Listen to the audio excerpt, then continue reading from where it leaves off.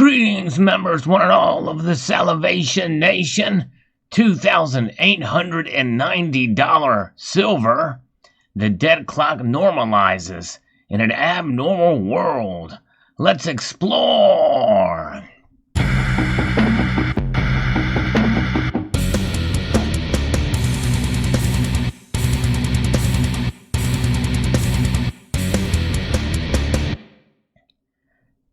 In the next video in the ongoing series, Debt Clock and Silver, I encourage you all to take a step back and look at the prices in dollars. Or actually, it's not prices, this is the number of dollars printed year over year compared to the amount of silver mined yearly. That is what the U.S. debt clock shows in terms of silver. Now, we know the big number on the board here is the largest. It is the debt, U.S. national debt, pushing close to $29 trillion. We know it will be $30 trillion soon, and they cannot spend the money fast enough. It is absolutely crazy, but nonetheless, it is something that is going on here, and we will continue to see the numbers tick upwards. But we did see for quite some time the numbers take a dive. The debt clock crashed down to $2,802 recently. So what about this? What's going on? People were questioning the integrity of the debt clock. But again, I cannot stress enough that this is not what the price of silver is, or what it should be, or what it could be. This is simply a ratio, the dollar to silver ratio. 2,890 $1 bills per every ounce of silver mined per year. And that is just it. Understanding statistics, I think, is important in this. And as you know, in many ways, it's just really until now that I've come to understand fully what this means. You know, what does it mean by year over year? Well, essentially, that means the amount of money and the money supply.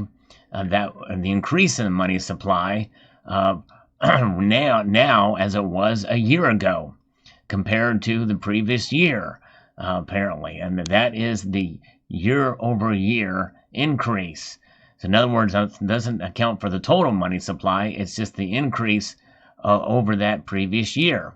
And during the course of the last 8-9 months, we saw those numbers go crazy high.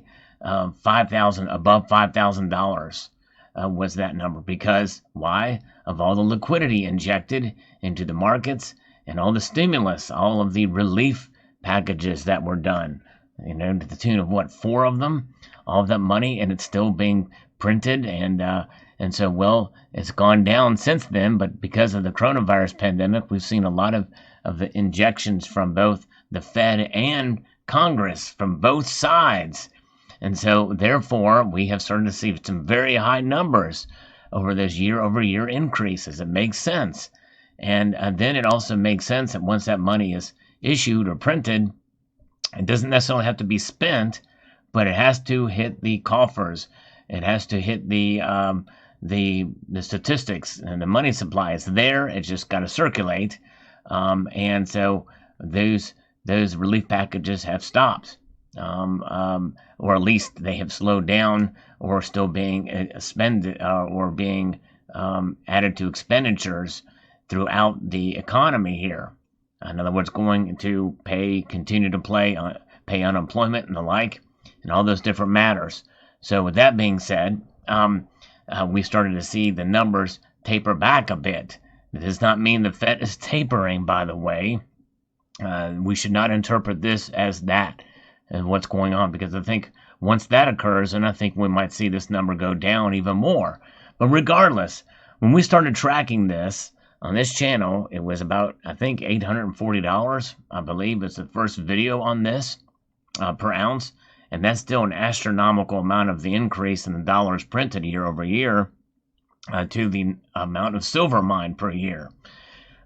So even if we were to step back into time, and we were to return to that level, it's still very scary to think about those many dollars being digitized or printed per ounce. And now we're at 2,890, which is a slight increase of about $88 since we did our last video. So in a sense, the debt clock has normalized, and I think that normalization is in as a result of coming out of what we perceive to be lockdowns. Of course, there are still some countries engaged in them, and many people feel that schools could close again, and that we may start to see lockdowns re-implemented in some major cities and localities across the nation. We shall see. It's quite interesting to see how governments react, but nonetheless, one of the big things about if that were to occur again, well, stay tuned for more of this, and we might see the debt clock go crazy again. But the reason why I do these videos and why it's so important to talk about is not only understanding now the statistics, because this is what this is year over year, which is a big distinction between the amount of money that's in the money supply in a given year. That's not what that means at all. Now that I understand, year over year is how much has increased. And so really, there's a lot more if you take into account the amount of dollars in total in circulation. The price would be a lot higher, or the amount of dollars would be a lot higher. And by the amount of silver mined that is on above ground, I still think it would be much higher. And I think another thing to look at, another number to look at here with the debt clock, is the paper to silver ratio. And we also have the paper to gold ratio as well, but silver especially. There's 188.17 of those paper contracts, which is the number of paper silver ounces, essentially, paper silver ounces, not contracts, traded on the major world silver exchanges, divided by the actual world production of silver. So this is something that is pretty much updated as to the amount is not necessarily over a course of time or an increase over a course of time. This is a number based off the USGS and the silver exchanges, whatever that is. I don't know what that is or how that's calculated, but we all knew it, that there's that much paper silver out there. Well, what about when you buy an ETF? Say for PSLV, SLV, and iShares Trust, and all of these other different paper markets out there, and as well for gold, is the fact that you will never put that to the test. When you buy a paper ETF, an ETF, exchange traded fund for silver or gold, what are you going to cash out as? Cash. You are going to redeem it for cash. So it's never put to the test. And so therefore, when you buy ETFs, you are contributing to the derivatives market, and you're hedging yourself without having to pay a premium. And the downfall to that is, well, you don't actually have the physical to back it up, and never will get the physical to back it up unless you have the PSLV or Sprott's Gold Trust, that type of thing. But nonetheless, that is a difference there. But anything that has paper or an electronic derivative to it has the potential to be abused or, I guess, expanded beyond the physical reality that we face, and that is what's happened with the Federal Reserve notes in this country, the paper market in general, which includes fiat currencies. Well, they have no constraints. There's no constraints or nothing to tie them to the physical.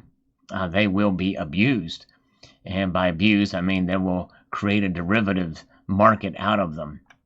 Nonetheless, that is where we are at now, and as we take a look at this number here, we can see as we zoom in here where these numbers tie, and this, I think, is quite a telling tale of the tape, as it were, when you look at these numbers here. Because again, even if we went back in time to when silver was trading under, or was 1,000 of the dollar bills year over year, per the amount of silver mined annually, still a scary number. Now we can see these numbers here, front and center, how big they are. And that should scare us. And not necessarily because that's where the price of silver would or should be, but because it just goes to show you how out of control things are in this nation, not only here but around the world too, as far as what they refer to as modern monetary theory. There's nothing modern about it at all. You go back and look at the Weimar Republic, Zimbabwe, now Venezuela. They just try to print their way out of money troubles, but instead, what does it do? It digs them deeper into money troubles. And that's the problem. Gold and silver is a way to protect yourself against that. This is why I think it's fascinating and interesting to see, and why I have sort of a refound faith in the debt clock, because I thought about maybe stopping these videos. I was not sure if this stuff is accurate or not. Why is this happening? But I think I've explained why that is the case. And this is why holding gold and silver is the way to go to protect yourself as an insurance policy against financial hardship or instability, economic instability, inflation, deflation, all of it. Gold and silver. And I believe silver especially, being where it's priced now per ounce, is a bargain if you can find a relatively small premium on it, considering what's going on in the world and considering what we're facing in this abnormal world that we are a part. So there you have it. This number is huge, but you know what? An even bigger number, why we should consider this, because something's got to give soon, and we know we're on the precipice of either a dollar reset or a whole global reset of the whole system. One way or another, I think you'll be best positioned to have the gold and silver in your portfolio. Let me know what your thoughts are in the comment section below. Would like to extend a multitude of gratitude to you all for taking the time to watch, and encourage you to please rate, share, comment, and subscribe.